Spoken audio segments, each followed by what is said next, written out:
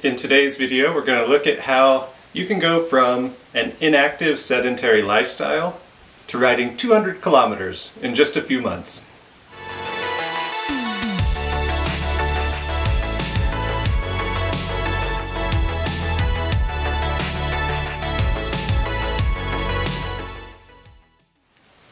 I started endurance riding about 10 years ago. Like with most skills, when I first got started, there's a lot of challenges. I had many DNFs when I would attempt brevets, and eventually I started getting to the point where I could finish, but I was finishing just before time was up. As my experience grew and I started doing research, started training more, I began to work on how to get better and better at this skill. And a lot of it came down to the strategies I would use during the ride, my equipment choices, and eventually my training started to improve too. Some of the organizers of the events would joke that each ride I would come with a new bike, as I was trying to figure out what the best machine would be, what the best equipment would be to succeed at these rides. Over time, my success grew and grew. I was able to complete longer and longer rides, and I was able to do them faster and more efficiently.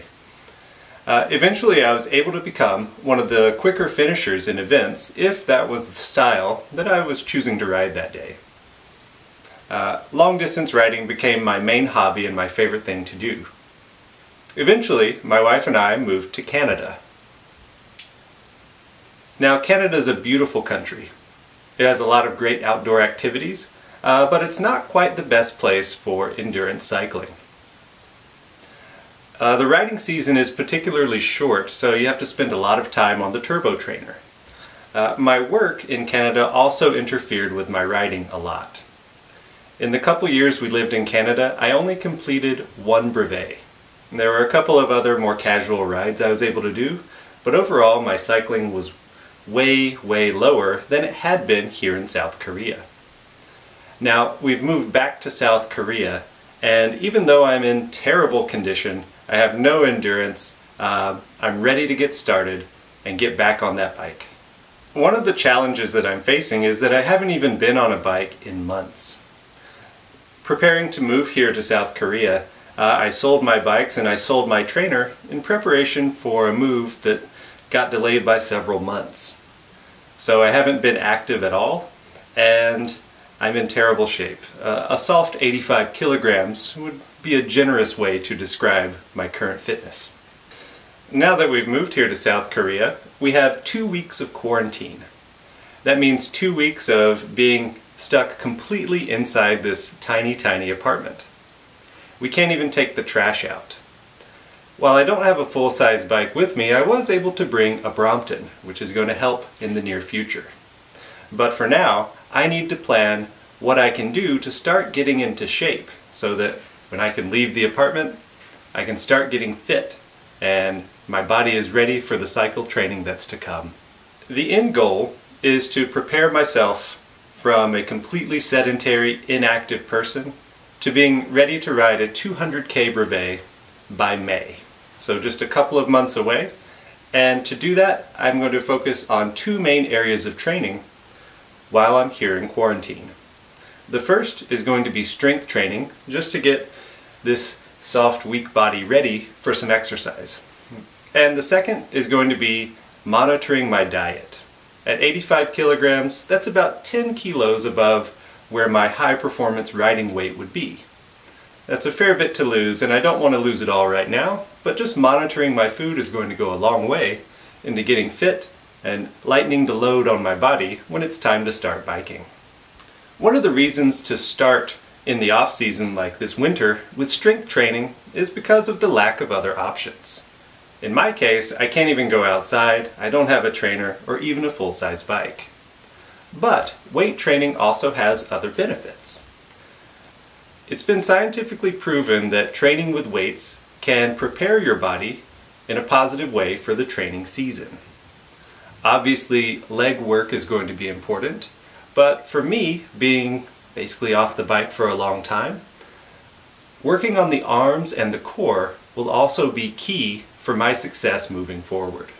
Because I'm fresh off of no exercise for a long time, I'm going to start by doing low amounts of weight and slowly building up the number of reps that I do before adding more weight to my routine.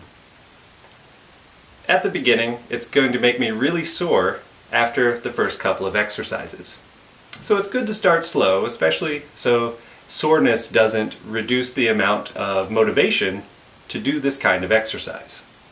So I'm going to start slow and slowly build up until I'm able to exercise every day. This can be a good way to keep motivation high and also prevent injuries. For cycling, the leg muscle group is going to be the primary group to work just to get your legs stronger to move the pedals. For my exercise routine, I'm going to work on 4 different leg-focused exercises. The first is squats. Squats are a great total leg exercise that work your calves, hamstrings, and quadriceps quite well. After squats, I like to do deadlifts. Now, while deadlifts look very similar to squats, by having the weights in front of the legs, it requires that your core do a little bit of extra work to stabilize the load. So when you're doing a deadlift exercise, you'll feel extra strain in your lower back. The next leg exercise are lunges. Lunges are another type of almost total leg workout, and they're quite tiring. Be careful with your form with these because overdoing lunges can actually lead to some pulls and strains. The fourth exercise are calf raises. These are a bit self-explanatory. For my upper body and arm work, I'm going to work with 6 different types of exercises. While your arms don't do any pedaling, they do need to support your entire upper body for a very long period of time on endurance rides. Because of that, I know I need to develop my upper body to be strong enough to support my torso. As I mentioned, my weight right now is a lot higher than it probably should be. So that's going to put extra load on my arms and hands. In addition to that, my head is pretty big. That means it's going to be heavy. If your hips are where your upper body bends, your head being at the top of that lever exerts more force than any other part of your upper body. So my extra heavy head is going to have an extra impact on the strains that are put on my hands and arms. The first arm exercise I do are just simple bicep curls. If you're trying to get down in an aerodynamic position on the hoods, where your arms are bent 90 degrees, it's going to put a lot of strain on your biceps. So making sure they're strong is going to be helpful for staying aerodynamic. The second arm workout are called bent rows. These are a multi-muscle workout and are just generally helpful for working to stabilize the upper body when you're holding yourself on the handlebars. Shoulder presses help develop the muscles in the back and shoulder area. Again, these are useful when you're trying to stay aerodynamic. Tricep kickbacks are a workout for your triceps, which are particularly helpful when you're on aero bars. If anyone's been on aero bars for a long time, you'll know that burning in your triceps after just a few minutes when you first get started. The last arm exercise are push-ups. Push-ups again are just a multi-muscle workout and they'll be useful for supporting your body on the handlebars. The third main muscle group that I want to work while I'm here in quarantine is my core.